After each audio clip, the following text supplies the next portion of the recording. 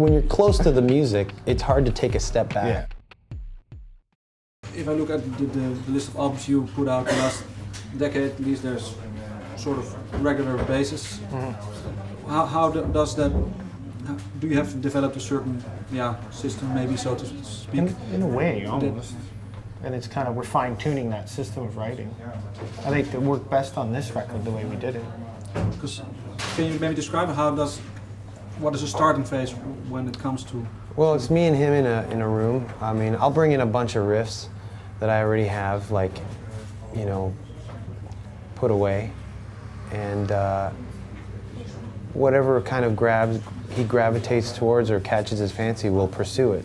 Sometimes there's something that I bring in that I'm like, we have to write this. I really, you know, but most of the times we'll see if it gets his attention or not, and then from there it's like a game of volleyball. We'll just bounce the ball back and forth. JC's really good at arranging songs, so you know, once sometimes it's just like I just give him a riff or something. For example, Magic Snake, I had like the main riff, but I had nowhere to go with it, and he arranged it in a sort of way that actually, before the lyrics were even written, sounded like a snake, and that really wasn't something that made me write the lyrics for, because I had the title already for the riff. So it was interesting how it worked out like that. Is that something that works a lot of times that way, or is it just this song? It's pretty much almost been working like that for a long time. Yeah. Except it's basically me and him in a room, we just get the Pro Tools, record the Pro Tools, then get a few ideas and get an arrangement together. Very loose arrangement. Really loose arrangement, then play it once, record it, and leave it. And then go back and listen to it a few months after, then go, okay. Because how would you describe maybe the strength of Danko's riffs? What is it in there? Yeah, there was definitely the riffs and the melody around the riff. There's a lot of riffs that, you know, no one hears that are crap. Yeah. I mean, for every 10 riffs, there's like 100 riffs that sucked, you know. Yeah, really? Well, yeah, you just give me 10 minutes and I'll give you 10 riffs. Yeah. Whether they're good or not is another person to decide, and it's JC, really. And it's good to leave them there for a few months, and then we go back and we'll listen to it, like, you know, on May 2nd we recorded this song or something. Yeah, and sometimes we do it so fast that things get looked past. So even on the last tour we were doing, I was listening to some of the demos that never really made it to the studio, and I found this song that we pretty much finished working on this new album that will definitely make a stab for the next album. I can't believe we overlooked it. Is there already a title for that song? Maybe that people will know? No, I don't have a title for it, but I do have the main chorus written, and it's phenomenal. And it's just something when you're... something we wrote. Yeah, it's just, put it on the it's just incredible. but it's when you're close to the music, it's hard to take a step back. Yeah.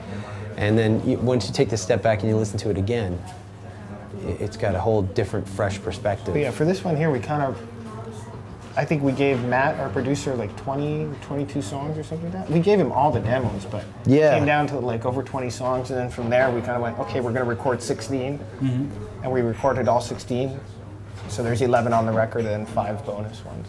But even like some of the songs, like even with Nick, like we gave him a whole ton of tunes, and sometimes when he'd be like, oh, I like this song, we're already over it. We don't like it anymore, and we have to reject it before he rejects it, you know. But our rejected songs, are they in a place where you can maybe always reopen the box, maybe? Sure, yeah. I mean, there's been songs and riffs from albums that were written years ago, and then we just went into our whatever folder or our tapes or whatever and re-listened to something and got a spark. But is it maybe because lack of quality of the song, or maybe just not the right style for the record, maybe? No, it's just your mind plays tricks on you, man. Yeah. But then, if you are the judge of what comes through I think we're both the judge. We're both the judge. But you know, he's like... I'm not playing it looking at him. He's not waiting for my approval. I think that most of the times, I would say probably 95% of the time, if not 98, we just both go, yeah, this is gonna rock if we do this to it. If we can do this to it, and we're kind of like on the same page there. So it's not like there's not like a a white room where he comes in and I go, that is good, we shall rock that. Yeah, exactly. It doesn't work like that, really. It's really just, it happened. It's really simple. It's like, wow, that rocks. It's going to be fun to play live.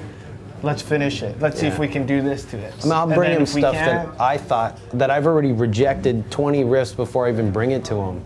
But I'm not married to any of the riffs. But more than anything, it's the process of how we do it. That's kind of like what we've been better at now. It's just sitting down and doing it, and it's tedious. It's just like you sit down with the same song for 2 or 3 hours, but you got to do it. And then once you get through it, then you just move on, and then you go back to that and you keep working on it. So doing it every day, that's the